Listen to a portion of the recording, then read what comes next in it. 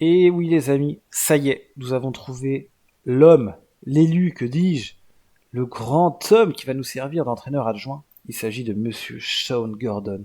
Quasiment aucune expérience, 29 ans seulement. Mais c'est pas le plus important. L'important c'est quoi? Que ce monsieur soit compétent. Ici, évaluation du potentiel 8, évaluation des joueurs 8. C'est toujours mieux que l'autre nulos qu'on avait avant et qu'on a viré, qui avait 4 partout quoi.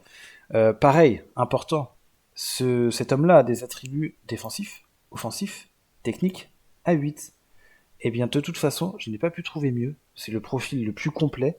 Donc c'est à lui que j'ai proposé un contrat. Changer l'offre, je vais vous montrer, mais je vais proposer un petit contrat. De toute façon, c'est du mi-temps. Avec un salaire de 825 euros seulement par mois. Il se démerdera s'il a envie d'un complément de salaire. Il ira trimer comme tout le monde, comme on a fait nous quand on avait 29 ans. Eh bien, en tout cas, hein, voilà. Hein. Donc bon, il se démerde. Et ce qui va nous permettre, grâce à ses attributs, pardon, pour un potentiel et un joueur, de pouvoir faire une revue d'effectifs plus complète, les amis. Mais, comme pour l'instant il n'a pas signé et qu'on a du pain sur la planche, on va s'y mettre sans lui. Et c'est peut-être pas plus mal, parce que normalement, quand l'entraîneur adjoint signe, on a son avis ici sur le niveau et sur le potentiel du joueur, mais là on va pouvoir se faire déjà un préavis sur ce que nous on pense. Donc c'est tout con. Moi je procède poste par poste. Je regarde d'abord les gardiens. Ici vous voyez, j'ai mis équipe première, équipe U21 et U18 pour voir si jamais on a des jeunes. Poste gardien. On voit qu'on en a deux. Et ensuite je vais recenser ça tout bêtement sur un Google Doc au préalable préparé. Voilà. Et ligne par ligne, je vais rentrer le nom de mes joueurs, ce qui va à la fin me donner une vue complète de mon effectif. Je sais pas, par exemple, si j'ai 3 gardiens, 5 défenseurs, 2 ici, 2 là, 0 là, 4 là, etc. Ben, je vais me rendre compte que forcément, si j'en ai 0 là, il y a un déséquilibre au sein de mon effectif. Donc, il va me falloir recruter un 6, ou un 8, ou un, etc., etc. Ça dépend vraiment des effectifs. Bref, je te fais pas de dessin, de toute façon, on va voir ça ensemble. Tac, c'est parti. Donc là, on a deux gardiens. Un de 29 ans, un de 18 ans. Les salaires, vous l'avez là. Il est fort probable du coup que ce monsieur-là, qui est plus vieux, et avec un salaire qui représente le double que le monsieur plus jeune ici, il est fort probable que ce soit lui qui soit mon titulaire. D'accord. D'ailleurs, c'est marqué en temps de jeu convenu, donc ça c'est fixé par même pas par nous, c'est comme ça. Tiens, on va réduire un peu. Tac. Et pour voir le temps de jeu continu, voilà. Jeune prometteur. Hop, gardien titulaire. Alors le gardien titulaire, le premier, Michael Johnson. On voit ses attributs. Les plus importants sur lesquels on va s'attarder de toute façon pour un gardien de but, ça va être ici, gardien de but. Ça va ni être le mental, ni être le physique. Normalement si, mais à notre faible niveau, on va pas se faire chier. De toute façon, on n'a pas le choix. C'est gardien qu'on va regarder. Le plus important, pour moi, hein, encore une fois, il y a différentes versions, différentes façons de jouer, etc. Le plus important que je regarde en premier, c'est réflexe. Donc là, on peut voir que c'est quasiment son meilleur attribut. Donc c'est très bien pour nous. Un contre un est sorti dans les pieds, sorti dans la surface, c'est ça que je regarde aussi. Donc là, on voit qu'il est à peu près, bon voilà, autour de 10. Et à peu près partout, il a une moyenne de 10. C'est pas si dégueu. C'est pas si dégueu pour un gardien de ce niveau. Donc, comme je vous ai dit, j'ai un petit Google Doc. Tac, je fais copier. Tac, CTRL C pour les noobs. Tac. Voilà. Et je vais l'inscrire dans mon petit Google Doc que vous voyez là. Hop, tac, Monsieur Michael Johnson, il y est désormais inscrit avec son petit nom tout mignon. Mais c'est pas tout. On va continuer joueur par joueur. Si vous avez un profil nul à chier, vraiment nul à chier, ben vous le notez pas dans votre GDoc, vous partez du principe que celui-ci, vous allez vous en débarrasser, le vendre, ou alors mettre fin à son contrat, je sais pas, ou le prêter, etc., etc. Et comme ça, à la fin, comme je vous ai dit, vous avez une vision globale de votre effectif, ce qui vous permet de savoir quels postes sont à renforcer en priorité. Alors, notre jeune homme là, c'est pas mal, 18 ans, eh ben c'est pas dégueu, parce que pareil, hein, réflexe pas mal, il est à peu près, bon voilà, on va dire une moyenne de 6 hein, partout, c'est pas si fou mais bon. Quand on va monter en niveau, pareil, pour un gardien, ça dépend de votre façon de jouer, mais bon, si tu veux repartir de derrière, avoir un style de jeu propre, que tout le monde t'appelle Pep ou je ne sais quoi, tu vas regarder vision du jeu, contrôle de balle, passe. Parce que tu as besoin d'un gardien, j'ai envie de dire libéraux, capable de conserver le ballon et pas de dégager en panique en touche, quoi. Bon, là, on peut voir que c'est une catastrophe. 5 en passe, 1 en contrôle de balle, 3 en vision du jeu. C'est littéralement nul à chier. Mais, ce monsieur n'a que 18 ans. Il est encore à former. Ça sera un gardien remplaçant de toute façon pour l'instant. Il jouera peut-être en coupe, mais bon, je suis même pas sûr que je vais beaucoup le faire jouer. On verra si je recrute un gardien ou pas. Euh, la possibilité, c'est par exemple de recruter un gardien euh, pour que celui-ci là soit prêté, pour que ce mec-là on le prête ou on le fasse jouer avec les U20, etc., etc., pour qu'il puisse quand même avoir du temps de jeu et potentiellement progresser. Sachant que pour que ce mec-là progresse, il faut certes qu'il joue, mais aussi qu'ici, dans Tech, alors attends, dans comment on fait déjà? Tech, Saint-Alban, infrastructure, dans vos infrastructures, que le centre d'entraînement soit convenable. Si le centre d'entraînement est nul à chier, là bah c'est le cas, en dessous de la moyenne, bon, le mec risque pas beaucoup de progresser, encore plus si vous êtes semi-professionnel. Semi-professionnel, ça veut dire que vous n'allez pas avoir des entraînements tous les jours. Ça va être chaud. Donc difficile, hein, difficile de se projeter avec un mec de 18 ans à faible niveau, même s'il a 5 étoiles en potentiel, ça va être compliqué de toute façon de le faire progresser, mais ça on verra après. De toute façon, on arrive là pour l'instant, il n'y a que 2 gardiens, donc la question, elle se pose pas vraiment, on n'a pas des masses de choix, voilà, on va devoir le mettre en doublure pour l'instant. Voilà, donc on va faire ça un peu avec tout le monde, je vais vous montrer tout à l'heure, quand j'aurai rempli toutes mes lignes, etc. etc. À force de voilà d'avoir des trous, des machins, des bugs, etc., ben, on saura que j'ai tel poste à prioriser, là j'ai besoin de 3 joueurs parce que j'en ai pas, etc. etc. Bon, bref, on verra ça tout à l'heure, chacun fait à sa sauce. Je vais faire une revue complète de l'effectif, je mets pause l'enregistrement, je vais fumer la pipe, je vais boire un coup, je vais faire ma pause pipi, et puis on se retrouve juste après, les amis. Ok la team, alors du coup, on s'y est mis, sérieusement, pendant une vingtaine de minutes max. Beaucoup de couleurs peut-être, c'est juste pour montrer quelques détails, on va enlever au fur et à mesure certaines couleurs. Donc, très simple, j'ai fait une revue d'effectifs, poste par poste, comme j'avais dit. On peut voir que j'ai 2 gardiens, on peut voir que j'ai 6 défenseurs centraux, etc., etc., etc. En bleu, tac, tac, il y a 4 joueurs en bleu. C'est les joueurs qui sont actuellement prêtés par d'autres clubs à mon club. C'est exactement le même code couleur que dans le jeu. Du coup, je l'ai répété là pour pas être perdu. En violet, à l'inverse, un joueur m'appartenant prêté à un autre club. Donc, ça, je vais laisser comme ça. En revanche, les couleurs jaunes, je vais les virer.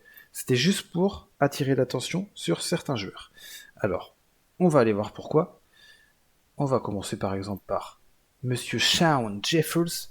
J'ai mis entre parenthèses 9. Vous n'êtes pas très con, vous connaissez le football. C'est quoi un 9? C'est Benzema, c'est Berbatov, c'est que sais-je, Batistuta, Inzaghi, enfin bref. Sauf que là, on est en D6, donc c'est pas ce niveau-là, c'est des grosses merdes. Mais, allons voir dans le jeu directement, qu'est-ce que vaut notre ami Jeffers. Notre ami Jeffers, qu'est-ce qu'il vaut? Déjà, il est où?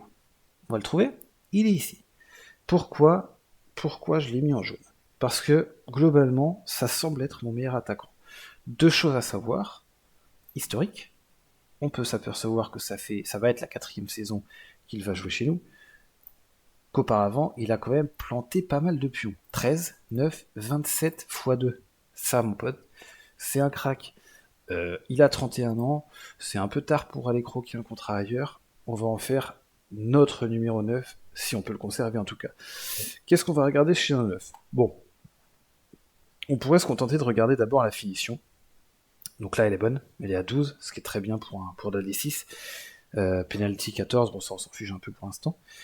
C'est pas mal. C'est pas mal, on va aussi regarder ses attributs physiques surtout, notamment dans les petits championnats comme ça, où on envoie des longs ballons de vent, soit pour des déviations de la tête, soit pour des mecs dans le dos de la défense quand ils vont vite. Là, on peut voir Bon, il mesure 1m85, de la tête 10, c'est pas non plus son atout numéro 1. C'est pas mal, c'est ok. Qualité physique 13, c'est pas mal. Puissance 10, c'est convenable. Mais 12 en vitesse, 11 en accélération, plus tout ce qu'on a dit, la détente verticale, la puissance, la qualité physique, ça fait que physiquement, il n'excelle dans rien, mais il est nul en rien non plus. Donc il est relativement complet. Donc ça peut être un 9 qui joue tout seul, potentiellement en pointe de l'attaque. Surtout si sa finition et son jeu de tête sont convenables. La 12 en finition, c'est très bien. 10 en tête, c'est ok. Donc ça, voilà. Anticipation, appel de balle très important pour prendre la profondeur. Parfois, vous allez avoir ici, dans les caractéristiques, des joueurs qui vont prendre les espaces, jouer à la limite du hors-jeu. Là, c'est pas le cas. Par contre, place ses frappes. Ça veut dire qu'en vrai, c'est un buteur. Finition. Bon, tir de loin neuf, c'est pas forcément très grave parce qu'il sera souvent dans la surface des réparations.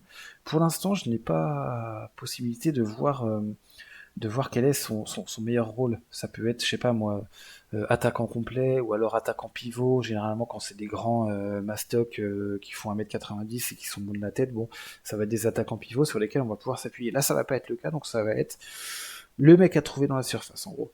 Donc voilà, c'était lui que je voulais vous montrer en priorité. D'ailleurs, ce qu'on va faire, c'est qu'on va directement l'ajouter à notre équipe. On va devoir créer une tactique, donc on va faire créer votre propre style, on va jouer en... Alors j'ai un peu regardé du coup, comme j'ai fait ma revue d'effectifs, on va sans doute faire quelque chose qui se rapprocherait de ça. Allez hop, on va partir là-dessus pour l'instant. Et donc là, Jeffers, on va essayer de le trouver, il est là, tac, ça va être lui. Ça va être lui l'attaquant. Ok. Allons trouver ailleurs.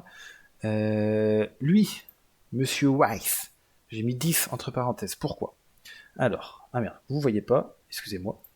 Là, vous voyez. Monsieur, oui, il est là, j'ai mis un 10. Mais c'est un attaquant alors. C'est un attaquant, comme dirait Ému Jacquet. Alors on va regarder, tac, où est-ce qu'il se trouve celui-ci ? Hop, dans effectif. Il est là. Pourquoi j'ai mis 10 ? Parce qu'il est très complet. Notamment en détermination, inspiration, passe 11, volume de jeu 12, très important pour un mec qu'on placerait un peu plus en retrait, hein, pour qu'il couvre une zone plus importante. Appel de balle 14, centre, voilà, il sait un peu tout faire, lui ça va être notre leader d'attaque. Pareil, encore une fois, je sais pas quel est son meilleur rôle. Il peut jouer apparemment en attaque, mais aussi en milieu offensif. Tac, moi je vais le mettre pour l'instant en milieu offensif, puis on corrigera si vraiment notre entraîneur adjoint nous montre que c'est une grosse merde en milieu offensif, ce que je ne pense pas. Je le mets là parce que c'est pareil, je crois qu'en tir de loin c'était pas mal bon.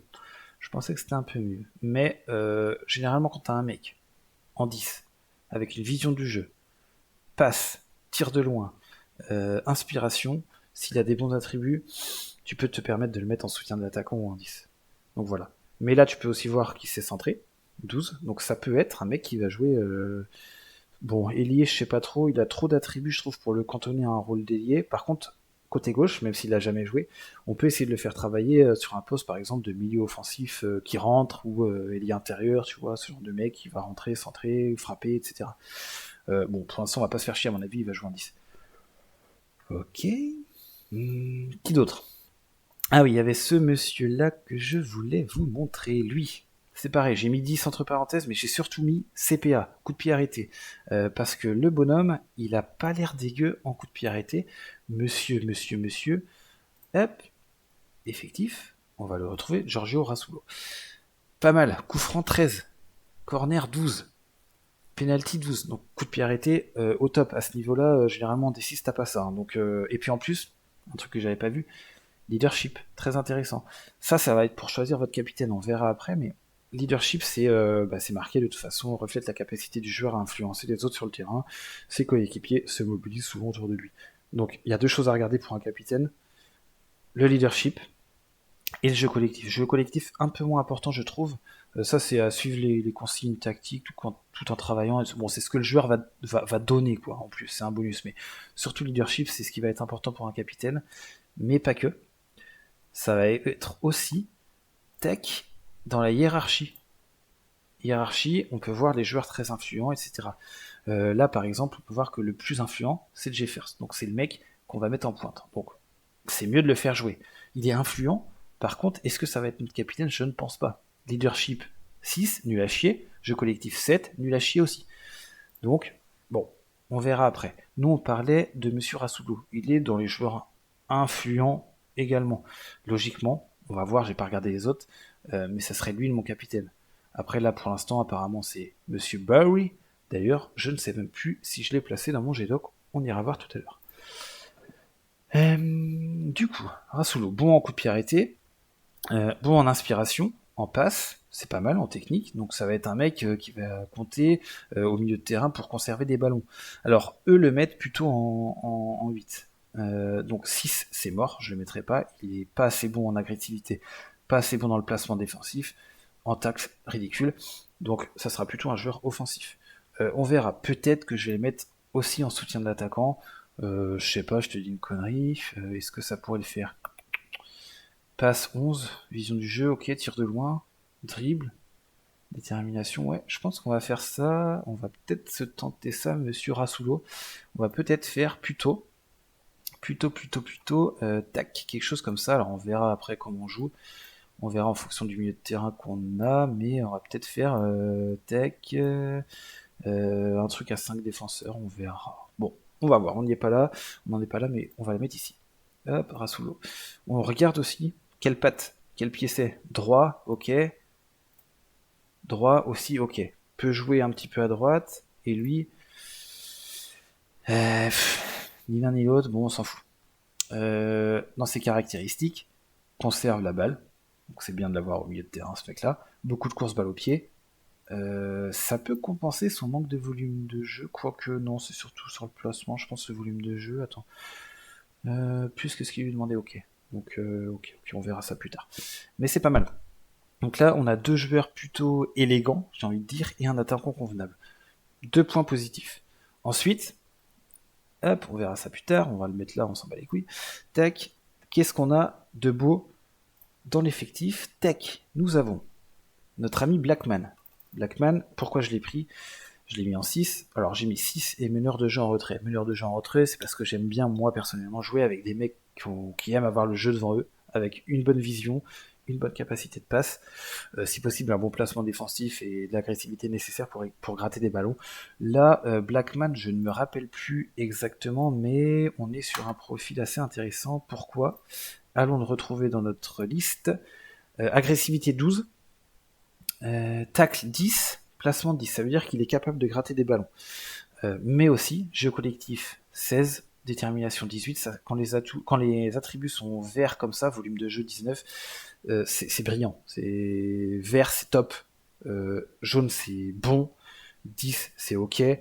Je sais pas s'il existe en dessous. Et quand c'est grisé, c'est que c'est vraiment de la merde. Mais là, si par exemple, là, tu vois dans touche longue, bon, de toute façon, je vais pas lui demander de faire des touches longues, même si on est en Angleterre. Bah les couilles. Donc lui, volume de jeu, agressivité, ce genre de mec là, moi je vais lui confier les clés au milieu, vraiment au milieu un peu plus reculé si tu veux. Vu que j'ai 2 joueurs offensifs, Blackman, tac, on peut partir du principe qu'il va jouer ici. Ici, ou en 8, tu vois. Mais bon là, pour l'instant ça ressemble un peu à que dalle. Si j'ai envie que mon équipe à la fin elle ressemble à quelque chose, je vais pas laisser ça comme ça. Donc pour l'instant, je vais le mettre ici. Et puis voilà. J'ai vu qui d'autre?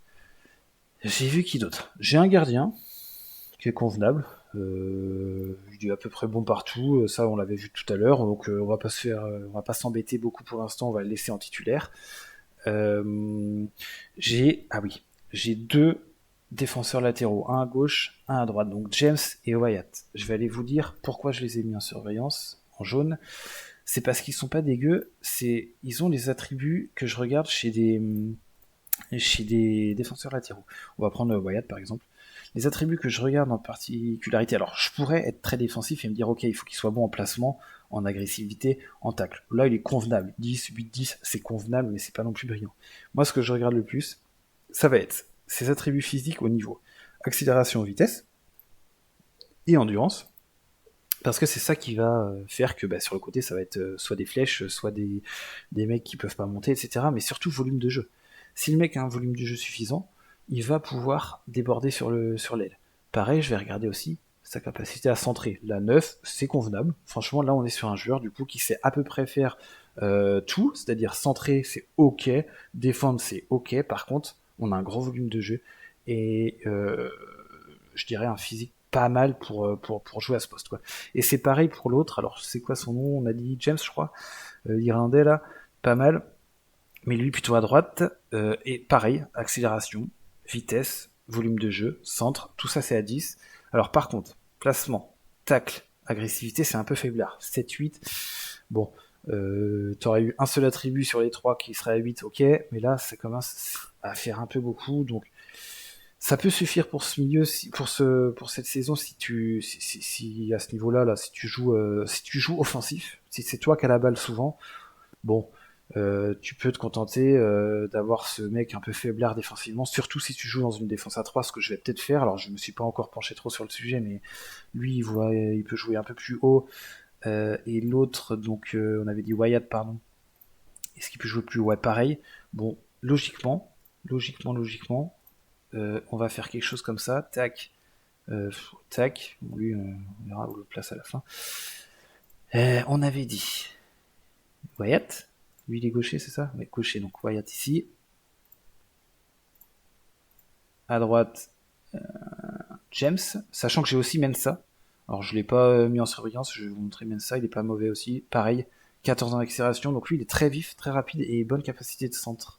Et pareil, volume de jeu 11, placement 8, tacle 9. Il est peut-être meilleur même.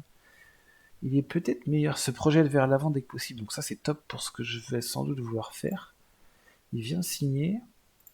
Ouais, on va peut-être laisser plutôt Mensa. On va peut-être laisser Mensa ici. Donc là, à force de faire ça, tu vois que t'as un peu un 11 qui se dessine avec des joueurs en particulier qui sont pas mauvais.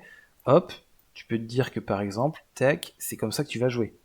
Pourquoi pas, tu vois. Si tu trouves suffisamment de défenseurs corrects, que tu trouves un autre mec ici capable de récupérer des ballons et de projeter vite vers l'avant, bah là tu commences à avoir quelque chose de pas mal. Tu vas pouvoir passer sur tes 10 tes meneurs de jeu avancés, sur les côtés, sur ces deux mecs là qui se projettent. T'as un attaquant qui fait le taf logiquement, c'est pas trop mal. Le gardien, on a dit, c'était Johnson, je crois.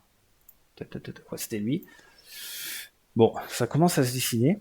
Tu vois que t'as une équipe qui est quand même pas trop dégueu pour de la D6. Tu vas pouvoir en faire quelque chose. Voilà. Euh, tu procèdes par élimination. T'as ton Google Doc. Tu sais que, par exemple, tu sais que ce qui va te manquer essentiellement, c'est là, il te manque un 10, hop. Bon, attends, déjà, on va tout mettre en blanc. Comme ça, on repart sur des bases convenables. Tac. Hop.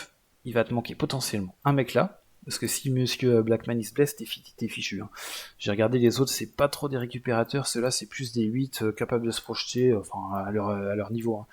Hein. Mais c'est pas fou. En plus, tu les auras pas l'année prochaine, vu qu'ils sont prêtés logiquement. Donc, priorité, recruter un autre 6 capable de gratter des ballons. Pareil, j'ai pas d'ailier, j'ai pas des masses d'ailier, j'en ai deux, je vous les ai pas montrés, mais ils sont pas fous. Ce que je regarde chez un ailier, c'est pareil que chez un latéral, c'est sa vitesse, sa capacité à centrer. Si possible, moi j'aime bien jouer avec des ailiers fausse patte, donc un gaucher à droite, un droitier à gauche qui rentre à l'intérieur pour frapper, ou alors jouer en 1-2, ou alors centrer, etc. Bon, jouer en 1-2, on va pas se le cacher, en D6 anglaise, voilà quoi. Déjà, si on arrive à faire contrôle, passe, tir, euh, taper des gros ballons devant sur l'attaquant de pointe qui va se démerder, ça sera déjà énorme. Ok, donc tu vois là des attaquants, on a logiquement ce qu'il faut. Ailier, donc ouais, il nous en manquerait parce que eux sont pas ouf. Lui, nul à chier. Mais est-ce que je vais jouer avec des ailiers? Bah, sur ce que je vous ai montré auparavant, c'est peut-être pas trop ce que je vais chercher à recruter en priorité. Donc ouais, un 6, ça semble être la priorité. Et après, on verra. Ok. Donc retournons sur notre jeu. On va d'abord regarder. J'avais 3 défenseurs pas mauvais. Donc voilà, on procède par élimination. Et à la fin, on arrive à un 11 convenable avec les joueurs les meilleurs ou les moins pires selon les postes. Et ensuite, tu cibles quelle va être ta priorité de recrutement. Et ça, on le verra sans doute dans une prochaine vidéo, une fois que j'aurai recruté un staff complet, compétent. Mais alors, j'ai peu d'argent, donc on verra comment ça se passe. Tac. On verra tout cela. Hop, transfert. Donc, pour l'instant, comme on a dit tout à l'heure, on a juste notre entraîneur adjoint qui arrive. On va devoir compléter notre staff là où il y a 0 sur 2, 0 sur 1, etc. pour avoir un staff compétent et être capable de faire progresser nos joueurs et puis remplir tous les rôles. Si j'ai un joueur qui se blesse et que j'ai pas de kiné, ça va être un peu la merde. Si je veux recruter des joueurs mais que j'en connais aucun et que j'ai pas de recruteur, ça va pas m'aider. Voilà, maintenant, au début, en D6 anglaise, ce que tu fais, tu prends plein de joueurs à l'essai. On va essayer de regarder ça tout de suite, mais c'était pas forcément prévu tout de suite. Joueurs dans le réseau, bon, Lionel Messi, ça va être chaud. Tac, joueur observé, hop, il y a la personne. Euh... Joueurs dans le réseau, comment on va faire? Alors on va même pas le faire, on va attendre d'avoir du staff. Une fois qu'on aura le staff, ça sera un peu plus facile de trouver des joueurs dans la liste. Et puis on ira les observer si on peut. Ou alors ceux qui sont sans club, sans contrat, on les fera venir directement à l'essai pendant 2 semaines. Ça te permet de voir leurs notes se dévoiler petit à petit. Et une fois que tu vois leur attribut, comme on a fait pour nos joueurs une fois que tu vois leur attribut, bah, tu choisis en fonction de, je sais pas, lui c'est un bon si c'est un bon défenseur central, bon de la tête, grand comme celui-ci, 1m89, et que tu as besoin pile poil de ça, bah, c'est lui que c'est à lui que tu proposes un ton contrat, etc., etc. Je te fais pas de dessin, on verra ça dans une prochaine vidéo. Nous nous quittons là, et à très très bientôt, les amigos.